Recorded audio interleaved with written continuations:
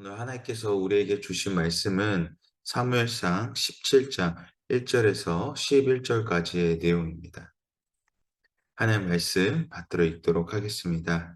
그때 블레셋 사람들이 전쟁을 일으키려고 군대를 소집해 유다 땅 소고에 모이게 한 후 소고와 아세가 사이에 에베스담 민에 진을 쳤습니다. 사울도 이스라엘 백성들을 불러 모아 엘라 골짜기에 진을 치고 블레셋 군사들과 맞서기 위해 전열을 갖추었습니다. 골짜기를 사이에 두고 한쪽 언덕은 블레셋 사람들이, 다른 한쪽은 이스라엘 사람들이 차지한 것입니다. 그때 블레셋 진영에서 골리앗이라는 장수가 싸움을 걸어왔습니다. 가드 사람인 그는 키가 6규빗이나 됐습니다. 그는 머리에 천동 투구를 쓰고 5천 세겔이나 나가는 천동으로 된 비닐 갑옷을 입었으며 다리에는 청동 견갑을 차고 어깨에는 청동 단창을 메고 있었습니다. 그 창 자루는 배틀채 같고 창 머리는 무게가 600세겔이나 됐습니다. 그의 앞에는 방패를 든 사람이 걸어 나왔습니다. 골리앗이 서서 이스라엘 군대를 향해 소리쳤습니다. 너는 왜 전열을 갖추고 나왔느냐? 나는 블레셋 사람이고 너희는 사울의 부하들이 아니냐? 누구든 하나만 골라서 내게 보내라. 만약 나와 싸워서 그가 나를 죽이면 우리가 너희 종이 되겠고 내가 그를 쳐서 죽이면 너희가 우리 종이 돼 섬겨야 한다. 그러고 나서 그 블레셋 장수는 소리쳤습니다. 오늘 내가 이렇게 이스라엘 군대를 모욕했으니 한 사람을 내게 보내라. 서로 싸우자. 이 블레셋 사람의 말을 듣고 사울과 온 이스라엘 사람들의 기가 죽어 두려움에 떨었습니다. 아멘. 전장에서 이제 다윗이 기름 부음을 이제 받게 되고 하나님의 영이 떠난 사울과 이제 하나님과 이제 동행하게 되는 이 다윗이 이제 세워지는 그 과정을 우리가 함께 살펴보았습니다. 그리고 오늘 본문은 그러한 상황 가운데 우리가 익히 잘 아는 이제 다윗과 골리앗의 대결이 어떻게 시작이 되었는지에 대한 그 전쟁의 서사를 이제 그리고 있습니다. 그 전쟁의 시작은 블레셋의 선전포고와 함께 시작을 하죠. 1절과 3절 우리 다시 한번 읽어보도록 하겠습니다. 그때 블레셋 사람들이 전쟁을 일으키려고 군대를 소집해 유다 땅 소고에 모이게 한 후 소고와 아세가 사이에 에베스담 밈에 진을 쳤습니다. 사울도 이스라엘 백성들을 불러 모아 엘라 골짜기에 진을 치고 블레셋 군사들과 맞서기 위해 전열을 갖추었습니다. 골짜기를 사이에 두고 한쪽 언덕은 블레셋 사람들이, 다른 한쪽은 이스라엘 사람들이 차지한 것입니다. 이제 오랜 시간 동안 이스라엘의 이제 철천지 원수가 되었던 블레셋이 이번에는 만반의 준비를 하고 이스라엘을 공격하기 위한 준비를 하게 됩니다. 아마 블레셋이 이제 현재 사울에 대한 이야기를 듣고 이제 전쟁을 준비하지 않았을까 하는데 이제 그들을 이스라엘을 보호하셨던 하나님이 이스라엘을 떠났으니 지금이 바로 이스라엘을 공격할 그때이다라고 전쟁을 준비했을 것입니다. 어떻게 그들이 그렇게 생각을 하였습니까? 블레셋은 여호와의 계를 빼앗음으로 겪게 되는 전염병 그리고 신상의 목이 부러지는 그러니까 나라의 재앙과 같은 사건들을 경험하면서 하나님께서 살아계심을 하나님의 권능을 두려워했습니다. 그러니까 이스라엘과 함께하는 하나님을 두려워했다라는 것이죠. 그런데 그 하나님이 이제 사울을 떠나고 우리가 이제 어제 말씀을 통해서 살펴보았듯이 이제 사울에게 악한 영이 머물러 있다라는 이제 그런 소식을 분명히 첩자들을 통하여서 이제 듣게 되었다라는 거죠.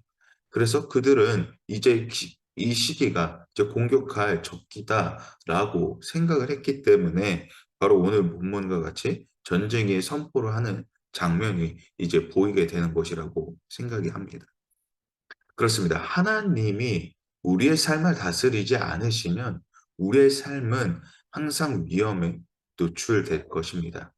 다시 말해 하나님께서 우리를 향한 관심을 거두시면 우리는 그저 무방비한 상태가 된다라는 것이죠. 악한 것은 항상 우리의 주변을 배회하며 호시탐탐 노리고 있습니다. 그 위험 속에서 우리가 우리의 신앙을 잘 지켜 나아가는 방법은 무엇입니까? 하나님과 함께 하는 것입니다. 하나님과 함께함이 우리를 보호할 수 있는 유일한 수단이 된다라는 것입니다. 다시 말해 하나님께서 우리와 함께 하시기에 우리의 신앙을 잘 지켜 나아갈 수 있는 것이라는 것이죠. 이것은 내가 믿음을, 신앙을 잘 지켜서가 아니라 하나님께서 보호하시사 우리의 신앙이 잘 지켜질 수 있다라는 것입니다. 내가 잘해서가 아니라 하나님께서 인도하시는 삶의 여정을 굳건히 믿고 나아갈 때에 이것이 성립이 된다라는 것이죠.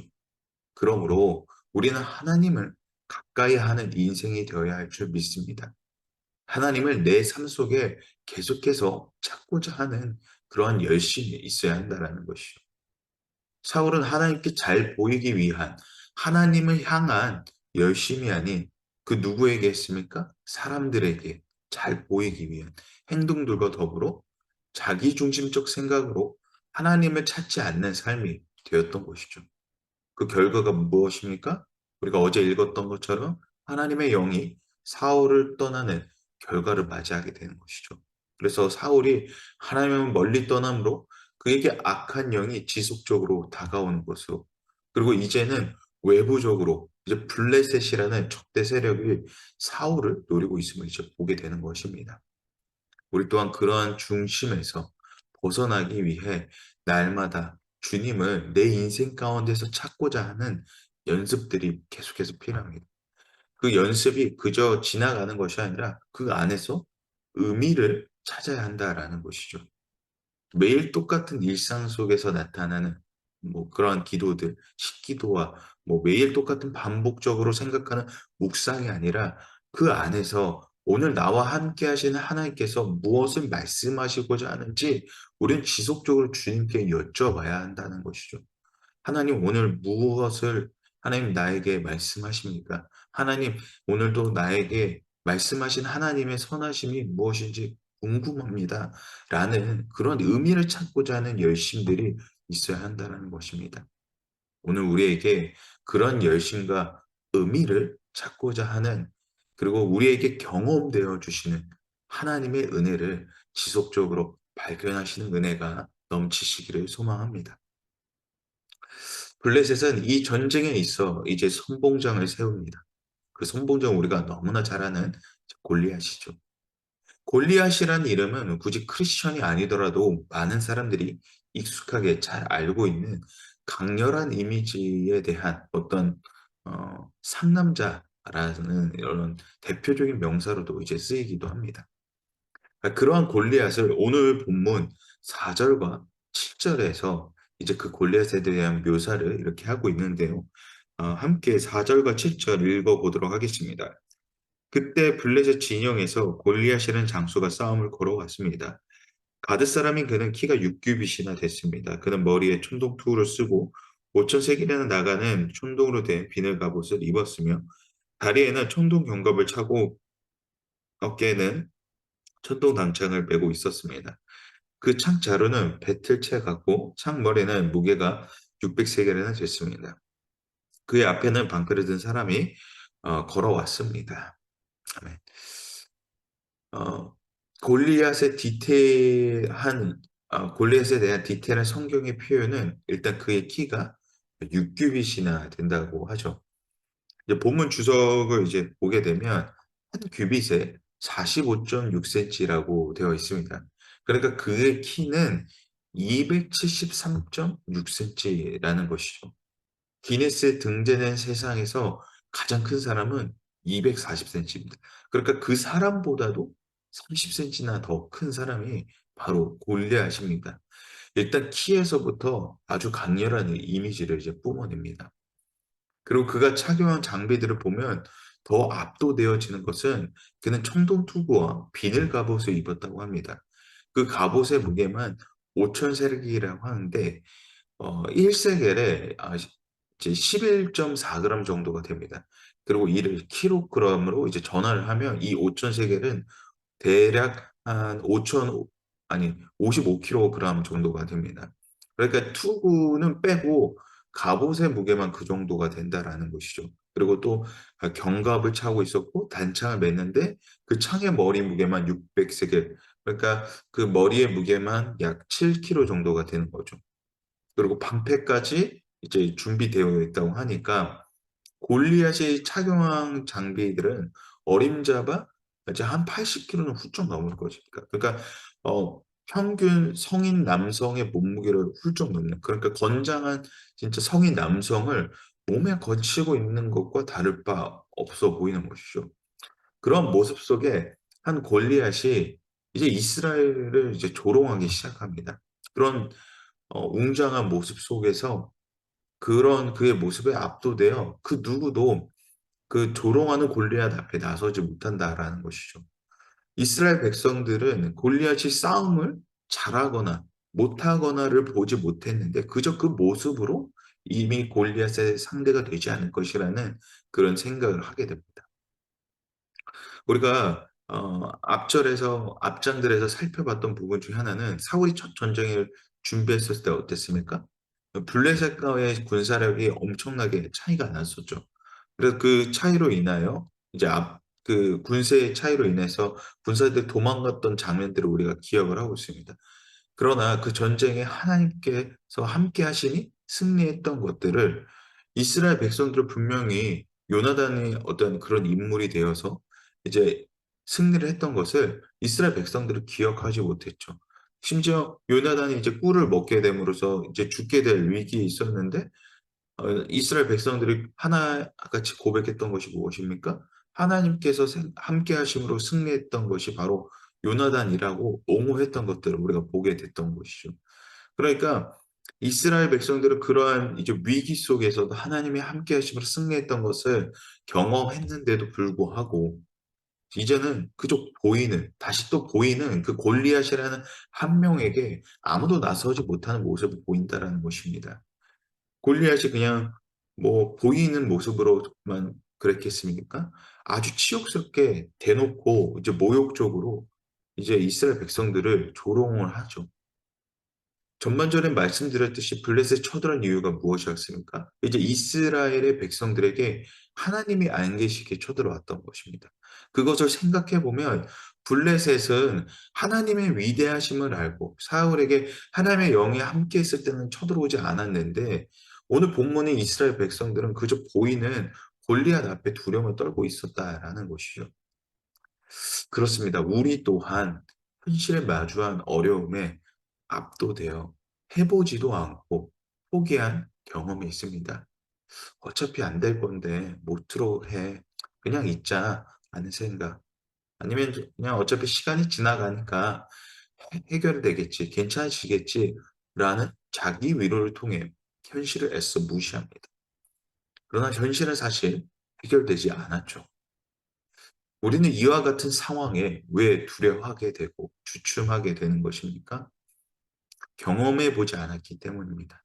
이미 자신의 지레짐작으로 안 될 것이라 예측하기 때문에 그렇습니다.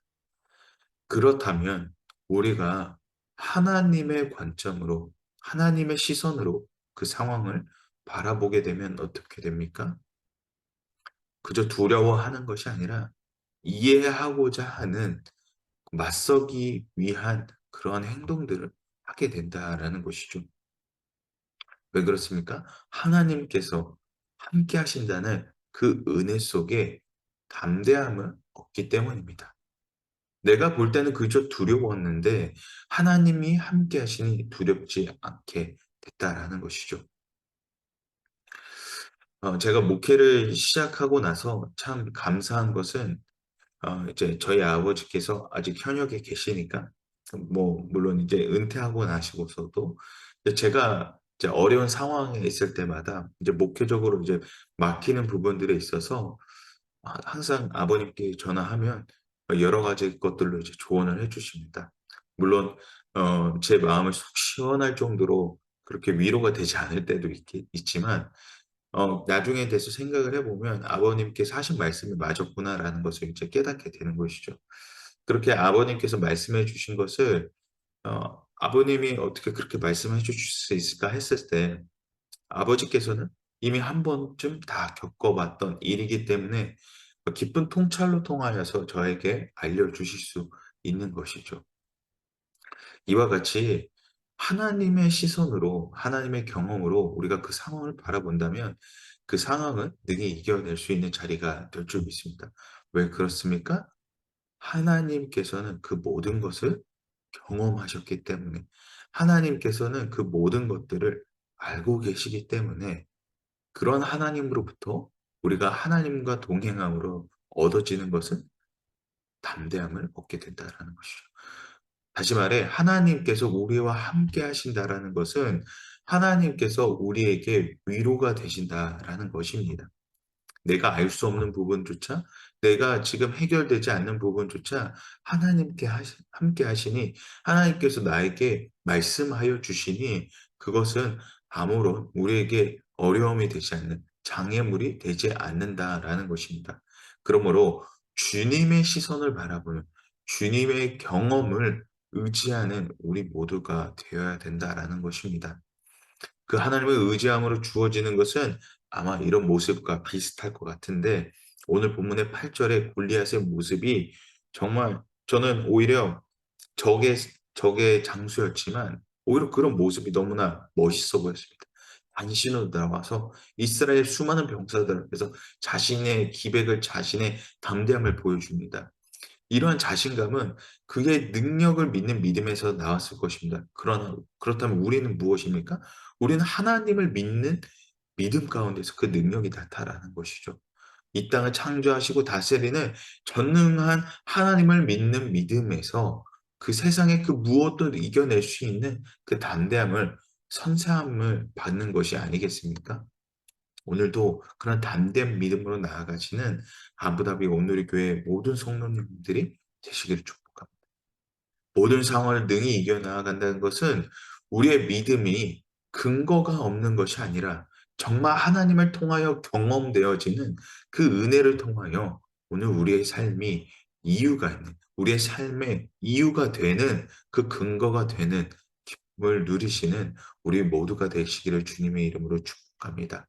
오늘도 하나님께서 우리에게 말씀하여 주십니다. 오늘도 하나님께서 우리에게 담대하라라고 하나님께서 말씀하십니다. 우리가 하나님의 시선으로, 하나님의 뜻으로, 하나님의 관점으로 이 땅을 바라보며 나아갈 때에 세상의 그 어떠한 것도 우리에게 어려움이 아니라, 그저 넘어지는 연속성이 아니라, 아, 하나님께서 오늘도 이 땅을 다스리시구나 하는 그러한 믿음 가운데서, 그러한 근거 가운데서 오늘 하루가 우리에게 승리가 되는, 우리에게 위로가 되는 그런 자리가 될 줄을 믿습니다.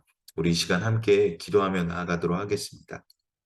함께 기도하실 때에 하나님을 믿는 믿음 가운데서 담대함을 가지게 하여 주시옵소서. 어디를 가든 무엇을 하든 하나님의 영광을 나타내게 하시고 하나님만이 우리의 자랑되게 하여 주시옵소서라고 우리 함께 기도하며 나아가도록 하겠습니다.